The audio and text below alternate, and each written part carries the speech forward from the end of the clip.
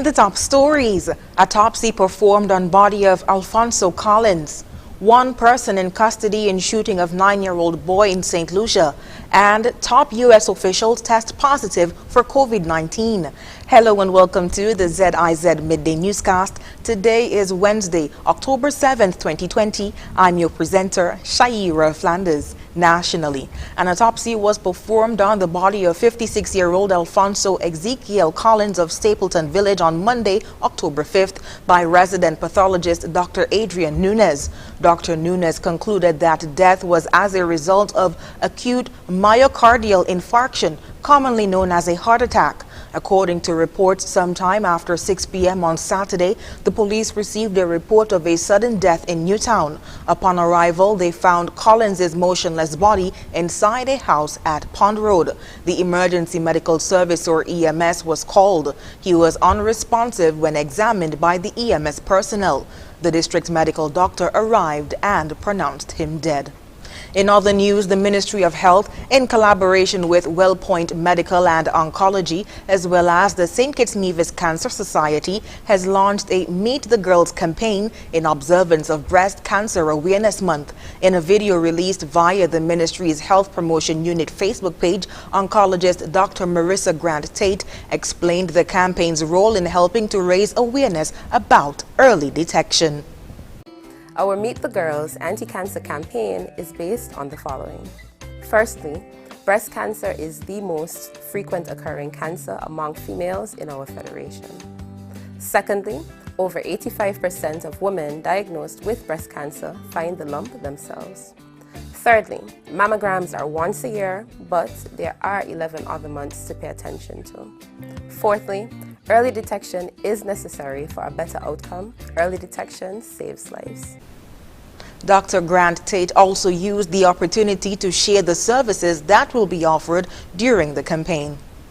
During the Meet Our Girls campaign, we will be coming to you providing free breast examinations as well as teaching you about your personal risk and how to examine your own breast monthly.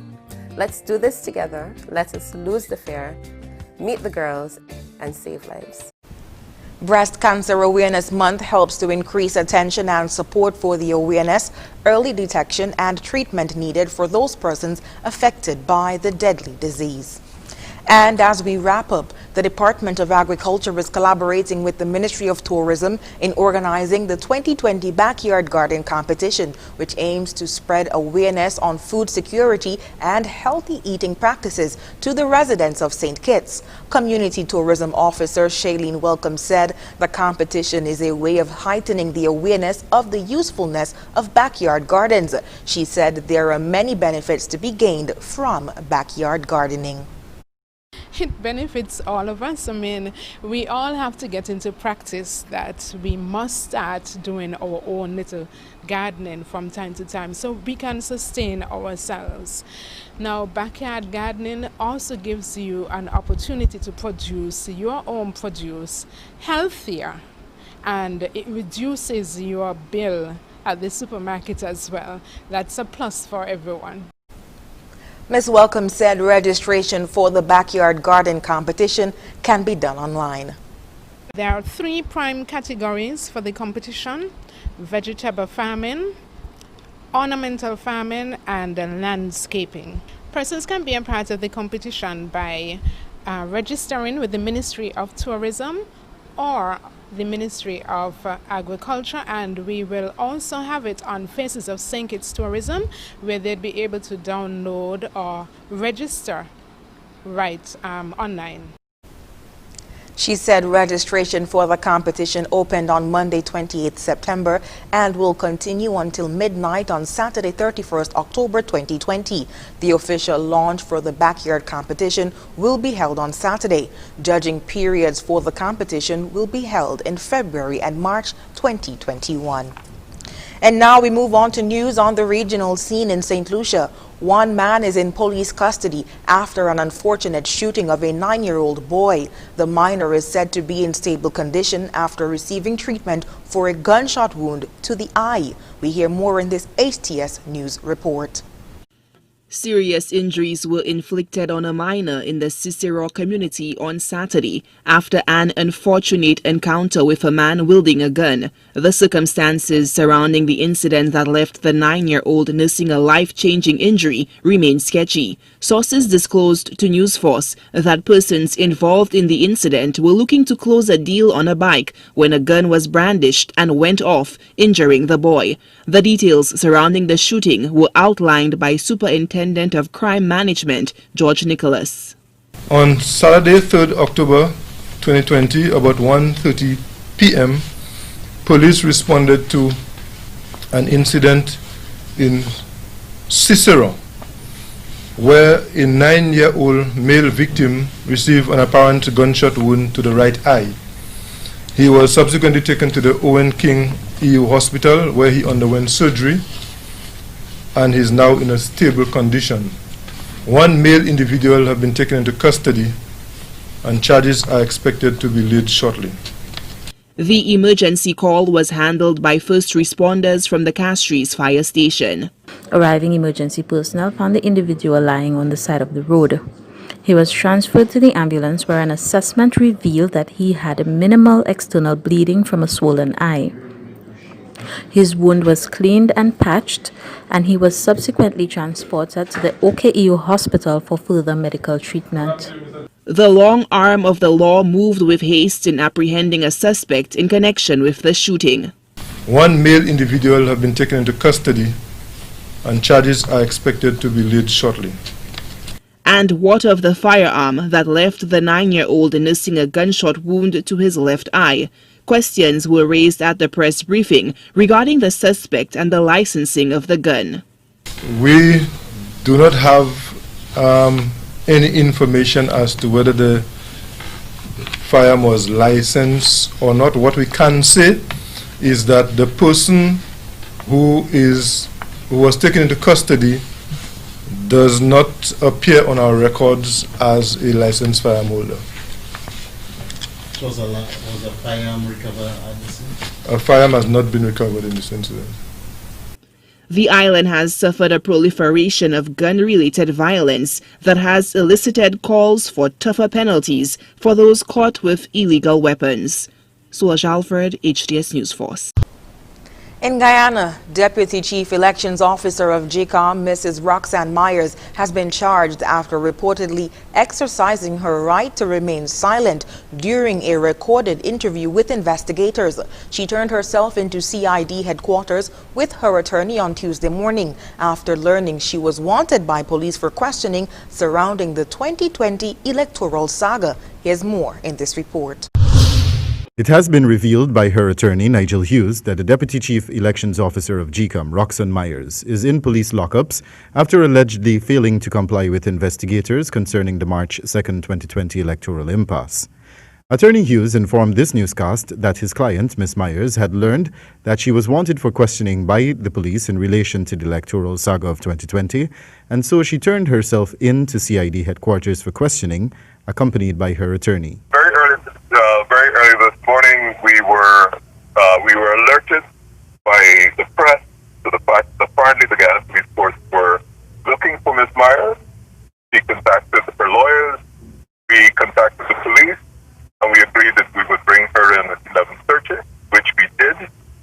When she arrived at 11:30, she was arrested and asked to go sit on the bench. After about 45 minutes, she was questioned in a videotaped interview. Mr. Hughes posited that during the course of the interview into the election saga, Mrs. Myers sought to exercise her right to remain silent, and this prompted investigators to lay charges against the Deputy Chief Elections Officer. She exercised her right to silence during the interview. The police then left, took instructions, came back and told her they were arresting her for obstructing the course of justice because she exercised her right to silence. She was then transported from CID headquarters to BV police station, where she was locked in a cell. The attorney further posited that Mrs. Myers was still in police custody at the Bedford police station up to the time of the airing of this newscast, but that he had visited her in the late afternoon hours and that the police advised him that they were awaiting advice from the Director of Public Prosecutions on how to proceed with the matter. We pointed out to them that if offense is obstructing the course of justice because she exercised her right to silence, then they should either admit her to bail so that she can go to court tomorrow, but there's no reason to continue to keep her in custody because all the evidence they have is her, according to them, is her refusal to answer their questions and by exercising her right to silence. We are still awaiting word from that. Mrs. Myers is the latest person to have been held for questioning and further to be charged by the police in relation to the election 2020 saga, following arrests to Chief Elections Officer Keith Lowenfield, Region 4 Returning Officer Claremont Mingo, 3 of his assistants, as well as an information technology staff of the election body, Enrique Levan. Reporting for the HGP Nightly News, Wendell Badri. On the international scene, a senior advisor to President Donald Trump, Stephen Miller, has become the latest member of the administration to test positive for COVID-19. He joins a long list of officials who now have the virus as cases in the capital rise to the highest number in 4 months. Al Jazeera's Mike Hanna reports from Washington, D.C. Stephen Miller is President Trump's top speechwriter and policy advisor, and accompanies the president on the majority of his campaign and fundraising trips. While the president took off his mask when he returned to the White House from 3 days in hospital, there have been an increasing number of infections in the building in recent days. Another close advisor to the president, Hope Hicks, tested positive last week. She'd been in close contact with most in the president's inner circle, but all flouted CDC guidelines by not going into self-quarantine until testing negative. The press secretary, Kayleigh McEnany, briefed reporters the day after Hicks tested positive. And this week, she announced that she is infected, along with a number of her aides and at least 3 journalists who work at the White House. The list of those in the White House who've been infected include both the director of Oval Office operations and President Trump's campaign manager. The country's top infectious disease expert is no longer in regular contact with the president and has not been consulted at all in recent days. What went on in the White House, I don't want to, every time I say something that's an issue, I wind up spending a lot of time answering phone calls and emails. I should say it was not done according to what I would have recommended. A number of non-White House staff tested positive after this gathering in the Rose Garden to announce President Trump's nomination to the vacant bench on the Supreme Court. It flouted D.C. law that forbids any gathering of more than 50 people. The White House is a federal property and outside the district's jurisdiction. The day after the Rose Garden gathering, this man, Coast Guard Admiral Charles Ray, attended a meeting in the Oval Office. He's tested positive for coronavirus. He'd held meetings with Joint Chiefs of Staff at the Pentagon in recent days, and now the country's most senior military leaders are in self-quarantine, including the chairman of the Joint Chiefs of Staff, General Mark Milley. On Monday, 105 new coronavirus cases were reported in the District of Columbia. That is the highest daily total in 4 months. The White House will not release an exact list or number of those who've tested positive, but it's likely to be a significant portion of the daily cases recorded in D.C. as a whole. Mike Hanna, Al Jazeera, Washington. A police officer in Chile has been arrested after allegedly throwing a teenager from a bridge during an anti-government protest. The officer has been detained on suspicion of attempted murder. Al Jazeera's Lucia Newman reports. It took only a second. A Special Forces policeman appearing to hurl a 16-year-old student protester over this bridge, 7.5 meters down into a river. The youth survived, but the alleged culprit has been charged with attempted homicide and other officers with trying to cover it up. But the timing couldn't have been worse. If someone did not respect the law, he should of course be sanctioned accordingly. But the support for our police force is key, especially because we need peace in our country for October the 25th. The Interior Minister is referring to this month's constitutional referendum. But the protests are already heating up ahead of October 18th, the day that marks the start of last year's social uprising. It's led to thousands of charges of brutality on the part of riot police. This is the bridge from where the demonstrator was hurled into the river last Friday. And despite a state of emergency that's been called because of the pandemic, which forbids demonstrations, there have been nearly daily protests ever since. But the public outrage is also being fueled by what is widely regarded as sweeping impunity. Felipe Riquelme and José Amaro are shouting, "Democracy cannot survive with so much impunity." They're among the 450 Chileans who were injured in one or both eyes by riot police, shooting pellets or tear gas canisters, often at point-blank range. Amaro tells us he was trying to help a protester who was being beaten by police when he was shot this July. Riquelme says many are now suffering from untreated depression and panic attacks. I suffered an eye injury and fracture of my skull and lost total sight of my left eye. I was a qualified welder and now I can't support my family. The state has abandoned us in terms of promised health care and in terms of justice. Chile's Institute for Human Rights says that the vast majority of cases of violations committed by security forces remain unpunished.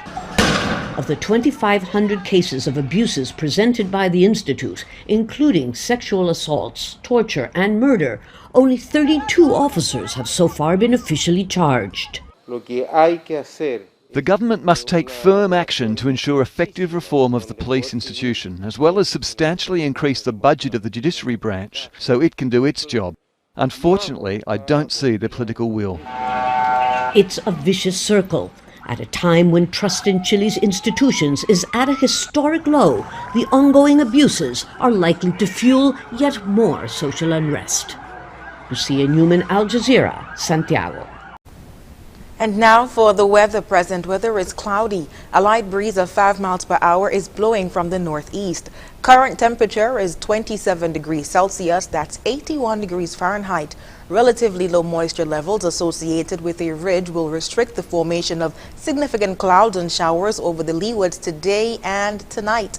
Therefore, we can expect partly sunny skies with a 20% or a slight chance of a brief afternoon shower today and mostly fair conditions tonight. Sunset today will be 5:55 p.m. and the sun is expected to rise tomorrow at 6:02 a.m. And that brings us to the end of the ZIZ Midday Newscast. Join us this evening for these stories and more in detail.